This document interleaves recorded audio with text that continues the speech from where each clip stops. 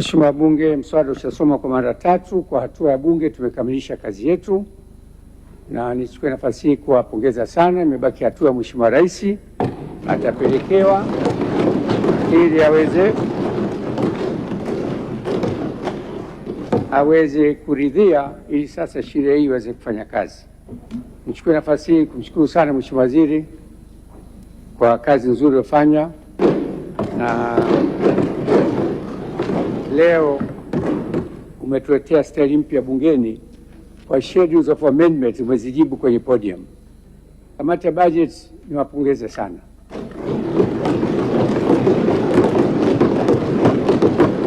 Tunapochagua kamati ya budget, tunachukua kamati ambayo ina watu makini na tunachagua kwa merit.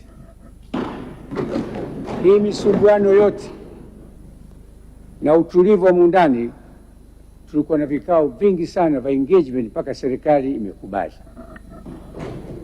na serikali wamekubali. Sababu kubwa ya serikali kukubali ni kufata na kujali maslahi mapana ya wananchi.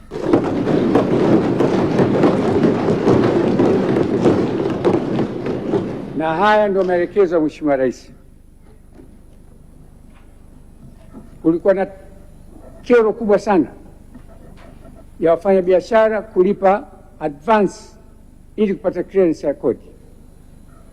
Mheshimiwa Rais akatoa maelekezo, wafanyabiashara, wananchi wapewe fursa kufanya biashara bila kulipa kodi kwa mwaka mzima.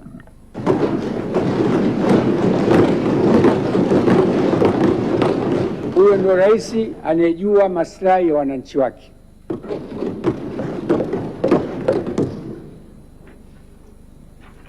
Kodi ya bidhaa ya pikipiki, Mheshimiwa Rais anatambua pikipiki sasa ni chombo muhimu kwa maslahi ya Watanzania.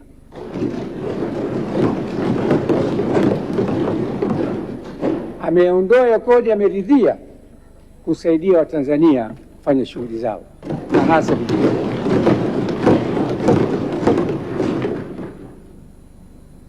Serikali kwa inakusudia kuondoa utaratibu wa uahirisho wa kodi ya VAT pale ambapo mwekezaji au mfanyabiashara anaingiza bidhaa za mtaji nchini.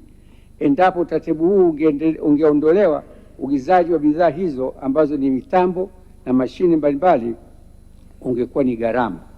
Serikali ya Mheshimiwa Daktari Samia Suluhu Hassan imekubali kuendeleza msamaha huo.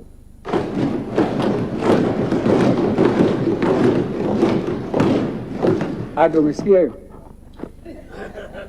Maana hiyo kuigusa hii ukuiona hii, kaona rais mwenyewe ndo kaiona hii.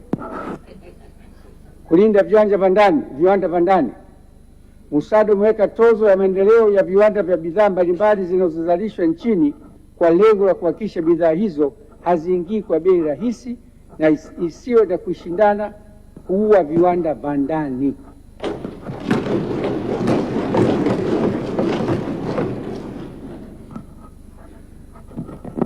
Kwa hiyo serikali imeona na lengo ni kulinda maslahi ya wafanyakazi na viwanda vya ndani. Huyo ndo Samia Suluhu Hassan, rais wa Tanzania. Kupunguza kiwango cha ushuru wa bidhaa. Haya nasema sababu kwenye magazeti hamwandiki. Sasa nataka leo nikoti mimi. Serikali imependekeza kufanya maboresho katika sheria ya ushuru wa bidhaa sura ya 147 kifungu cha 126 na kuongeza ushuru wa bidhaa kutoka asilimia 15 hadi 20. Serikali imekubaliana na bunge la wananchi hili kupunguza mpaka 18. Haya ndio maslahi ya watu.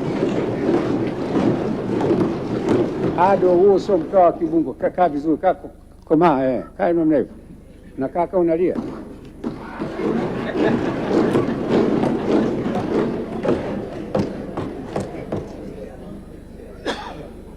Kuanzisha kodi ya mapato kwa 100% kwenye mauzo ya mazao ya kilimo, mifugo na uvuvi. Katika sheria ya kodi ya mapato sura 332, serikali ilikusudia kuweka kodi ya 100% kwenye mauzo ya mazao ya kilimo, mifugo na uvuvi. Hata hivyo, bunge ilishauri serikali kuondoa pendekezo hilo kwa sababu ilikwisha anzishwa mwaka 2021 na tukalazimika kuiondoa baada ya mwaka mmoja changamoto za utekelezaji wake. Kwa mujibu wa takwimu zilizopo, takriban 54% ya wananchi wanajihusisha shughuli za kiuchumi katika sekta hii. Serikali sikivu ya Dr. Samia Suluhu Hassan, Rais wa Jamhuri ya Muungano wa Tanzania, imekubali kuiondoa.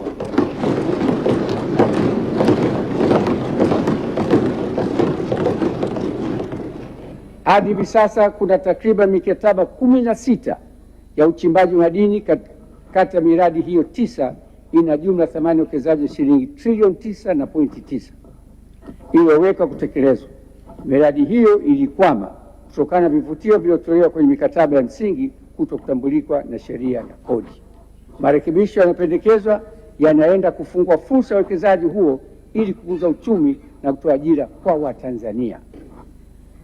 Itatambulika kwamba katika miradi hiyo yote serikali ina ubia wa 16%, free shares 16 au zaidi. Ushauri wa Bunge ni misamaha itolewe wakati wa ujenzi wa mradi tu,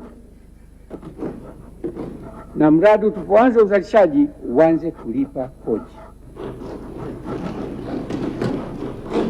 Lengo la mapendekezo ya Bunge ni kuhakikisha haturudi tulipotoka, ambapo kuna makampuni yameachwa mashimo ya dhahabu na kuna kodi inayolipwa au serikali kupata. Hiyo ndio serikali inatoza kodi kwa wawekezaji wanakuja nchini, na hii message muandike vizuri kwa gazeti kesho. Global TV, kimbilio la wasio na sauti. Tupigie sasa.